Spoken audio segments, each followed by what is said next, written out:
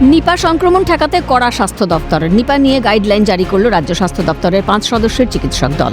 শ্রেণীবিন্যাস, নজরদারি, কোয়ারেন্টাইন, পরীক্ষা ও চিকিৎসা সংক্রান্ত বিষয়ে কড়া নির্দেশ স্বাস্থ্য দপ্তরের। পশ্চিমবঙ্গ সরকার বা স্বাস্থ্য ভবনের পক্ষ থেকে একটা গাইডলাইন দেওয়া হয়েছে। বেসিক্যালি এর কোনো স্পেসিফিক ট্রিটমেন্ট নেই, সাপোর্টিভ ট্রিটমেন্টটাই হচ্ছে ইম্পর্ট্যান্ট। এবার তাছাড়াও কিছু কিছু ট্রিটমেন্ট এর সাথে অ্যাড করা হয়েছে। যে গাইডলাইনটা দেওয়া হয়েছে বেসিক্যালি সেটা হচ্ছে যারা ক্লোজ কন্ট্যাক্টে আছে তাদের, এবং যারা কেয়ার গ্রিভার মানে যারা স্বাস্থ্য কর্মী যারা কাজ করছেন সেই সমস্ত পেশেন্টের কন্ট্যাক্টে আছে, সেখানে দেখা গেছে তারা একটা দুটো রিস্ক গ্রুপে ভাগ করেছেন, একটা হচ্ছে হাই রিস্ক আর একটা হচ্ছে লো রিস্ক। আর এই যে নিপা ভাইরাস এটা কিন্তু ছড়ায় কাদের ভেতরে, সবথেকে বেশি কিন্তু স্বাস্থ্যকর্মীরা এফেক্টেড হয়। তার কারণ হচ্ছে ক্লোজ কন্ট্যাক্টে এনারাই বেশি আসেন, মানে ডাক্তার, নার্সিং স্টাফ, অন্যান্য যারা হসপিটাল স্টাফ থাকে তারা। সেই জন্য এনাদের স্বাস্থ্যটাও কিন্তু অত্যন্ত গুরুত্বপূর্ণ। এনাদেরও একটা high risk and low risk গ্রুপে ভাগ করা হয়েছে। যদি দেখা যাচ্ছে যে তারা ওই লো রিস্ক গ্রুপে থাকে তাহলে তাদেরকে ওই 21 দিনের অবজারভেশনে থাকতে হবে। যদি হাই রিস্ক গ্রুপে পড়ে মানে হচ্ছে বডি ফ্লুইডের সংস্পর্শে এসছে তাহলে তাদের ওই 21 দিনের কোয়ারেন্টাইন থাকতে হবে। স্বাস্থ্য দপ্তরের গাইডলাইনে বলা হয়েছে নিপা আক্রান্তের সংস্পর্শে আসা ব্যক্তিদের হাই রিস্ক ও লো রিস্ক এই দুই ভাগে ভাগ করে চিকিৎসা শুরুর নির্দেশ দেওয়া হয়েছে। হাই রিস্কের ক্ষেত্রে যে উপসর্গগুলি থাকে তা হলো তীব্র ক্লান্তি, পেশি ব্যথা, মাথা ব্যথা, বমি, খিঁচুনি, কাশি ও মেন্টাল আনস্টেবিলিটি। নিপায় আক্রান্ত অথবা নিপার উপসর্গ থাকা রোগীর রক্ত, ফ্লুইড, লালা, হাঁচি, কাশির ড্রপলেট, রোগীর জামাকাপড়ের সংস্পর্শে আসা ব্যক্তিকে বাধ্যতামূলকভাবে 21 দিনের হোম কোয়ারেন্টাইনে রাখতে হবে। হোম কোয়ারেন্টাইন থাকাকালীন এই ব্যক্তিকে দিনে 2 বার চিকিৎসা করাতে হবে। তবে উপসর্গ ধরা পড়লে সঙ্গে সঙ্গে হাসপাতালে ভর্তি হতে হবে, রাখতে হবে আইসোলেশন ওয়ার্ডে।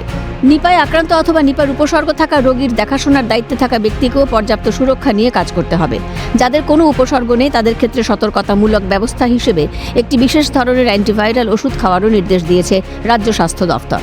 অন্যদিকে যাদের উপসর্গ দেখা যাবে তাদের হাসপাতালে ভর্তি করতেই হবে। যেহেতু নিপায় সংক্রমণের ক্ষেত্রে কোনো ওষুধ এখনো পর্যন্ত আবিষ্কৃত হয়নি, সেক্ষেত্রে পরীক্ষামূলকভাবে বিকল্প 2টি অ্যান্টিভাইরাল ওষুধ প্রয়োগ করতে হবে এইসব রোগীর ক্ষেত্রে। ইনজেকশন রেমডেসিভির ডোজ কোন বয়সে কত পরিমাণ এবং কত দিন নিতে হবে নিপা ভাইরাস সংক্রমণ হলে তা উল্লেখ করা হয়েছে। হাসপাতাল থেকে ডিসচার্জের আগে 24 ঘন্টার মধ্যে 2 বার RT-PCR টেস্ট নেগেটিভ হওয়া বাধ্যতামূলক, যার মধ্যে এই 3টি টেস্টের কথা বাধ্যতামূলক বলে উল্লেখ করা হয়েছে: থ্রোট সোয়াব, ইউরিন এবং ব্লাড টেস্ট। যাদের RT-PCR পরীক্ষায় নিপা ভাইরাস পজিটিভ ধরা পড়বে এবং যারা উপসর্গযুক্ত তাদের অবিলম্বে অ্যান্টিভাইরাল চিকিৎসা শুরু করার নির্দেশ দেওয়া হয়েছে। চিকিৎসায় রেমডেসিভিরের সঙ্গে রিবাভিরিন অথবা ফ্যাভিপিরাভির ব্যবহারের কথা বলা হয়েছে। হাসপাতাল থেকে ছাড়া পাওয়ার পর 90 দিন পর্যন্ত রোগীকে পর্যবেক্ষণে রাখারও নির্দেশ দিয়েছে রাজ্য স্বাস্থ্য দপ্তর। রিবাভিরিনের ক্ষেত্রে প্রথম দিনে 2 গ্রাম লোডিং ডোজ এবং পরবর্তী 9 দিন 2 বার 1.2 গ্রাম করে দেওয়া হবে। ফ্যাভিপিরাভির প্রথম দিনে 1600 মিলিগ্রাম দিনে 2 বার এবং দ্বিতীয় দিন থেকে 10ম দিন পর্যন্ত 800 মিলিগ্রাম দিনে 2 বার দেওয়ার নির্দেশ দেওয়া হয়েছে। বিশেষ ক্ষেত্রে অনুমোদন ও বিশেষজ্ঞ কমিটির পরামর্শ সাপেক্ষে মনোক্লোনাল অ্যান্টিবডি থেরাপি ব্যবহারের কথাও নির্দেশিকায় উল্লেখ করা হয়েছে।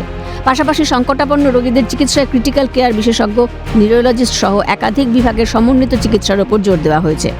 RT-PCR টেস্টের জন্য তাদের নমুনা দ্রুত পাঠানোর নির্দেশ দিয়েছে রাজ্য স্বাস্থ্য দপ্তর।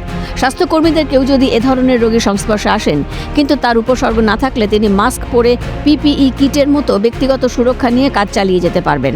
সেক্ষেত্রে তাকে কোয়ারেন্টাইন করার কোনো প্রয়োজন নেই। রেশমি দাস ও খালেদ জামালের রিপোর্ট, ক্যালকাটা নিউজ।